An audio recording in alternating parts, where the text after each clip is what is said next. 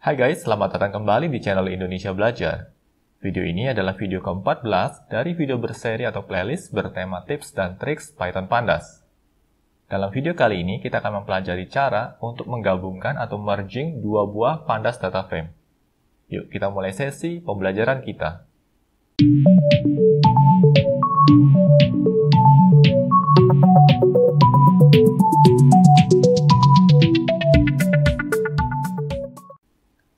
Oke, kita akan mulai sesi pembelajaran kita di sini, yaitu sesi pembelajaran yang ke-14 ya. Kita akan lompat dulu ke slide kita yang ke-14. Bagi kalian yang belum mengikuti topik-topik sebelumnya, ada baiknya kalian juga mengikuti topik-topik sebelumnya terlebih dahulu, karena dalam playlist ini kami banyak sekali memberikan tips dan triks menarik terkait dengan Python Pandas.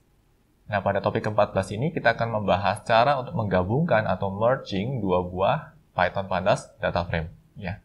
Kita akan lihat di sini. Pertama-tama kita akan import dulu dua buah modul penting yang akan kita gunakan dalam sesi pembelajaran kita kali ini, yaitu Pandas dan NumPy. Pandasnya kita import sebagai PD dan NumPy-nya kita import sebagai NP. Lalu terkait dengan versi Pandas yang kami gunakan ya, dalam sesi pembelajaran ini kami menggunakan Pandas versi 1.0.1, sedangkan NumPy-nya kami menggunakan versi 1.18.1. Oke, kita akan lanjut ke slide berikutnya. Nah, di sini kita akan membentuk data frame sampel ya untuk sesi pembelajaran kita. Pertama-tama kita akan membuat sebuah data frame yang ukurannya adalah 5x5 ya, di mana jumlah barisnya nanti ada 5 dan jumlah kolomnya juga ada 5. Lalu terkait dengan kolom, setiap kolomnya akan kita beri label A, B, C, D, dan E ya. Dan nilai-nilai yang akan kita isikan ke dalam data frame kita ini merupakan nilai-nilai yang di-generate secara random ya, dengan memanfaatkan fungsi random in ya, atau random integer dengan jangkauan nilai 1 sampai dengan 20 di sini. Oke, kita akan coba lihat hasilnya ya.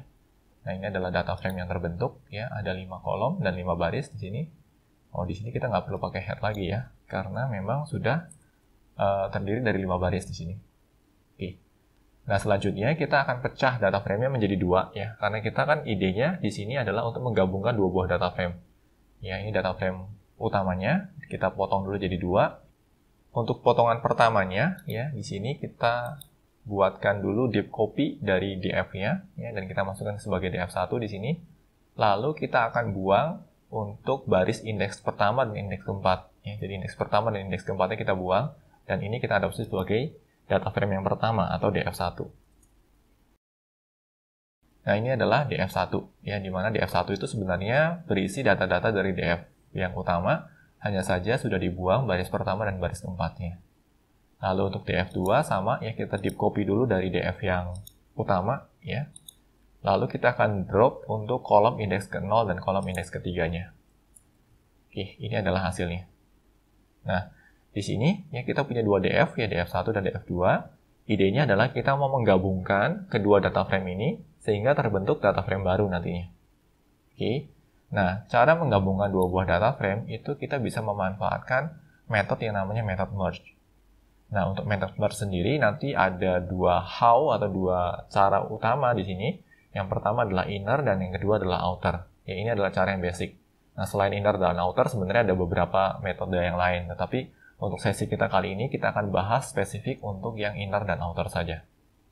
Nah, pertama-tama kita akan bahas yang inner dulu. Ya, di sini kita sudah siapkan sebuah variabel df_inner yang akan menampung hasil dari pemanggilan fungsi pd.merge. pd.merge akan membutuhkan dua buah data frame sebagai parameter utama. Ya, dalam hal ini adalah df1 dan df2. Lalu hal lain yang bisa kita kendalikan adalah how-nya. Nah, di sini how-nya kita set sebagai inner. Ya, berarti kita akan melakukan merging df1 dan df2 dengan pendekatan inner. Kita coba eksekusi dulu hasilnya di sini. Ya.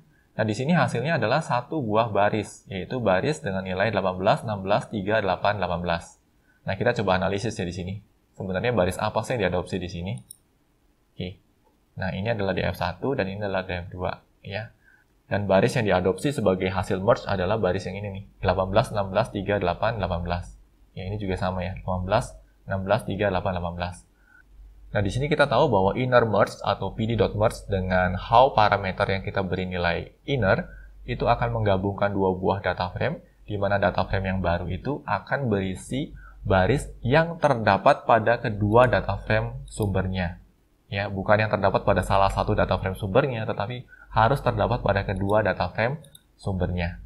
Dan untuk kasus kita di sini, ya baris yang terdapat pada kedua data frame itu hanya ada satu, yaitu 18, 16, 3, 8, 18, ya, baris yang ini. Oke. Dan di sini yang akan diadopsi pada data frame yang baru. Nah, perlu diingat di sini bahwa data frame yang baru akan mengadopsi indeks yang baru, ya, makanya di sini indeksnya di reset kembali menjadi indeks ke 0. Oke, bisa dipahami ya harapannya ya untuk inner merge ini. Nah, selain inner merge, nanti kita juga akan melihat yang namanya outer merge. Perbedaannya secara pemanggilan, ya, di sini di bagian parameter how-nya kita beri nilai outer. Kita akan coba eksekusi di sini untuk melihat perbedaan hasilnya seperti apa. Nah, ini adalah hasilnya. Ya, ini adalah hasil untuk pemanggilan secara outer merge. Nah, kalau kita lihat di sini ya untuk outer merge ya, hasilnya itu sama persis dengan DF sumbernya. Untuk outer merge sebenarnya kita akan menggabungkan dua buah DF ya atau dua buah data frame, yaitu data frame 1 dan data frame 2, di mana nilai-nilai duplikasinya akan dihilangkan ya. Di sini kalau kita lihat ya, DF1 itu kan terdiri dari 3 baris, DF2 juga terdiri dari 3 baris. Tetapi DF1 dan DF2 ini memiliki kesamaan yaitu pada baris yang ini nih. Ya. Artinya baris-barisnya akan diadopsi atau digabungkan menjadi satu ya atau menjadi satu kesatuan data frame, di mana baris yang ada duplikasinya kita hanya adopsi satu saja. Sehingga dihasilkanlah data yang seperti ini. Bagaimana? Bisa dipahami ya harapannya? Dan dalam kondisi real di lapangan, ya, kemungkinan besar DF merge yang akan kita gunakan adalah DF merge yang outer ini. Tetapi tidak menutup kemungkinan juga bagi kita ada kalanya juga kita membutuhkan untuk melakukan DF merge yang sifatnya adalah inner merge. Nah, demikian tips untuk menggabungkan atau merging dua buah pandas data frame. Semoga tips ini dapat bermanfaat dalam meningkatkan efektivitas dan efisiensi kita sewaktu bekerja dengan Python Pandas. Pastikan juga untuk terus mengikuti tips dan trik lainnya di channel ini. Bila mana ada pertanyaan ataupun masukan terkait materi yang disampaikan dalam video pembelajaran ini, kalian dapat menuliskannya pada kolom komentar di bawah ini. Kami akan selalu berusaha untuk menanggapi setiap pertanyaan dan masukan yang kalian sampaikan. Oke guys, semoga video ini bermanfaat bagi kita semua. Jangan lupa untuk komen, like, share, dan subscribe tentunya, karena ini akan menjadi motivasi bagi kami untuk terus menghasilkan materi-materi pembelajaran berkualitas lainnya. Salam Indonesia Belajar, banyak belajar, biar bisa bantu banyak orang.